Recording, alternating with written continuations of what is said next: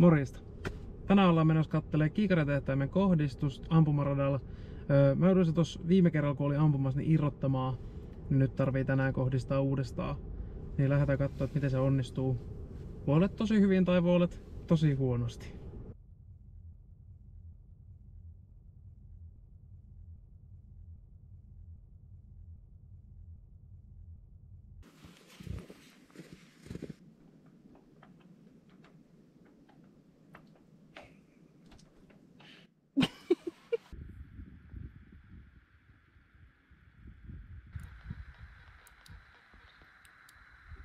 Oli hiukan ikävä yllätys tulla katsoa. Tosiaan kun jotkut on käynyt vähän ampumassa niin ovat vetäneet sit kaikki taulut rikki. Joo, mukava yllätys.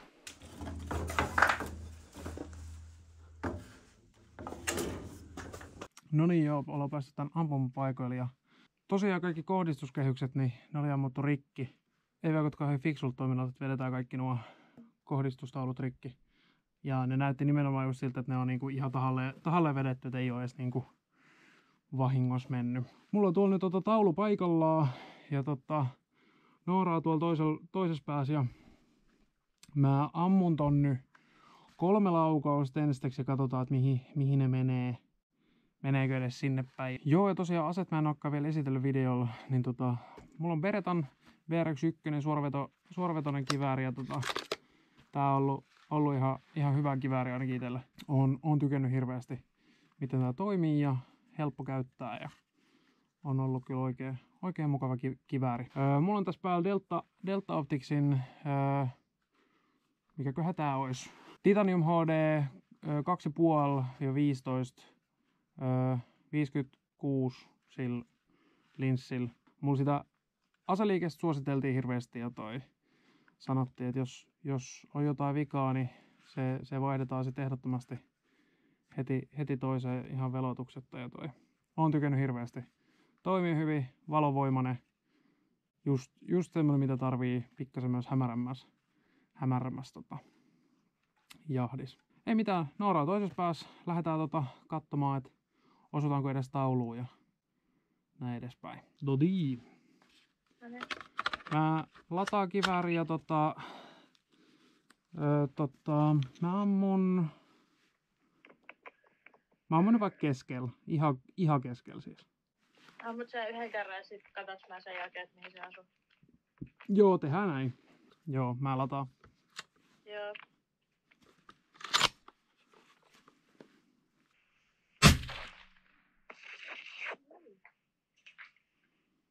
Näyttäisi olevan aika oikealla, jos on ihan väärin näin. Tää on tossa oikealla niinku nelosringissä. Eli on se aika keskellä. Säädetään sitä sitten seuraavaksi. Eli se oli tuolla 4 kohdalla, niin sitä tarvii nyt laittaa aika paljon sit vasempaa. Eli YK, 4, 6, 8, 10. Siinä olisi nyt 7 senttiä.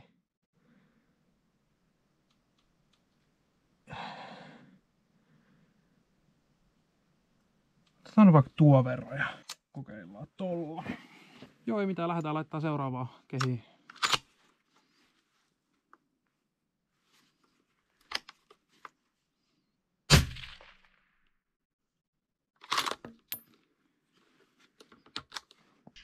Se on niinku tässä.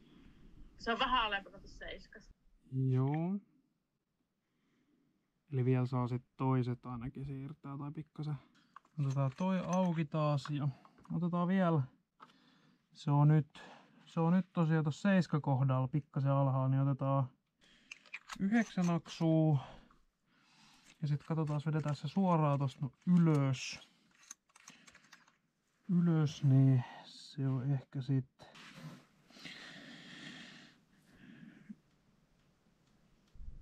pari senttiä. Otetaan noin. Joo, se näytti ihan hyvältä suunnalta jo, mutta selkeästi on vielä suunta pikkasen hakusessa, niin lähdetään ottaa seuraavaa vaan.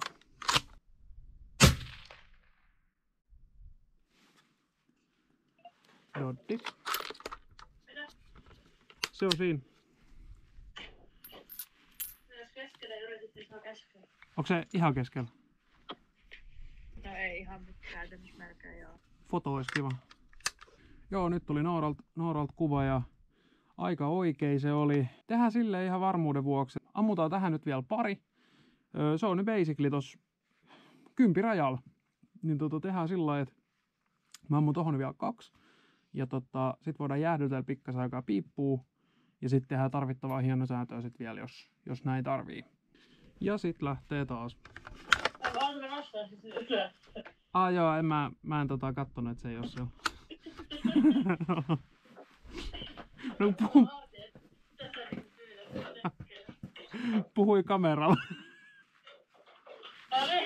No niin. Nyt Se jotain meni ampuu. Kyllä, thanks.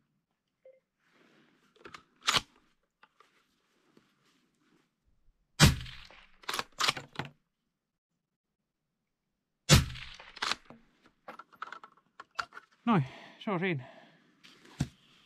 En syöttä ensimmäisen paukun jälkeen taulun alas. Täh? En syöttä ensimmäisen paukun jälkeen taulun alas. Ai no hyvä, ette tottanut. No niin kuin näettekin, niin aika keskelle meni. Ettei lainkaan mikään huono käynti. Ja kävi yllättävän hyvä tuuri, ettei tarvitse tuo enempää kauheasti kohdistella. Tähän sille annetaan pikkasen aikaa piipu ja ähtyy. Ammutaan vielä pari ihan huvin vuoksi. Ja sitten mulla on tosiaan Sakon Bladea, niin varmistetaan, tää on ennen mennyt rangemkaa ihan käytännössä samaan reikään, niin varmistetaan, että tää range menee nyt sit oikeaan paikkaan. Ja mulla ei näitä ihan hirveästi oo, mutta mä ajattelin, että näitä ei montaa tossa tarvikkaan ampuu, niin katsotaan, että kunhan menee samaan reikään range ja blade, niin sit se on aika lailla hyvä kohdistettu ja pääsee Noorakin tuolta taululta pois, niin päästään sitten ampuu pari kerran ihan tuohon tauluun vaan muuta.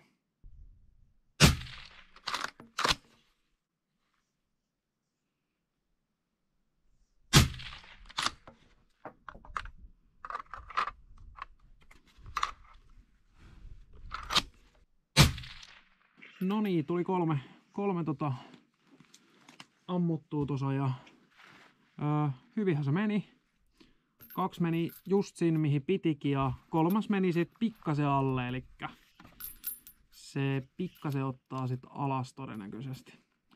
Katsotaan, Noora laittaa tosta mun kuvan, niin päästään näkemään, että millainen osuma siinä sit oikein tulikaan. No niin, Noora laittelikin tosta kuvan ja niin kuin näkyy, niin ensimmäinen osuma oli 2. kohdalla ja sit osui 1. ja sit toi blade, niin se meni tohon 4, eli pikkasen alle. Tossa on nyt abouttia rallaa varmaan tämän verran hajontaa, eli sanoisin, että aika jees. Tehdään vielä silleen, että otetaan noit bladeja nyt vielä tosta pari ja katsotaan mihin ne vedetään tai mihin mä ne ammun ja että ne osuu vielä sit ihan suoraan, niin sit vois sanoa, että se on aika lailla siinä.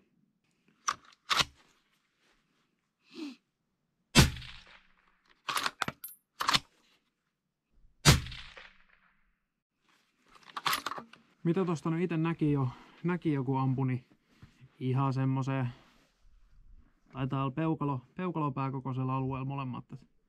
Ihan hyvä. Tossa muutenkin kun tänne tuli tän radalle, niin oli jätetty nämä luukut täältä kaikki auki. Ja tuolla oli siis pikkasen lunta, että ymmärrettävää, että se on vaikea kävellä tuolla lumihangessa, mutta vois sitä no silti niinku omat jäljet hoitaa silleen niinku kunnolla takas paikalleen ja laittaa kaikki pillit pussiin ennen kuin lähtee mistään radoilta pois. Siitä tulee vaan seuraavalla kauheasti kustannuksia ja se on ikävää, että ihmiset ei niinku ymmärrä, että niinku sillä toisen omaisuudella voi olla jotain niinku merkitystä. Mutta oli ensimmäinen kerta tälleen, kun itekin tää radalla nyt käynyt sen 2 vuotta ja ampumassa, niin ensimmäinen kerta kun on tämmöstä, että jätetään tolleen, niinku, että kaikki vedetään niinku tahalleen rikki ja luukku auki sun muut. Ikävä.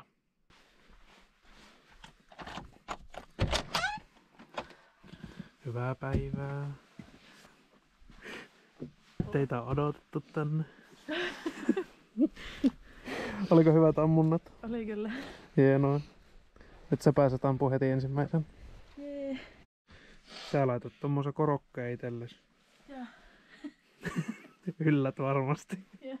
Okei, mä ammun 2 ja sitten me pidetään tauoa. Joo. Ja sitten me vaihdetaan kuulokkeet, niin mulla ei ole siinä videolla noin keltaiset kuulokkeet. Ai niin joo, trotta. On kyllä hienot kaverikuulokkeet. Itellä tommoset Night Forcet, mitkä on tommoset aktiivisuojakuulokkeet, niin nää on kyllä paljon hienommat tähän touhuun ehdottomasti. Pitikö tää painaa tänne? Joo.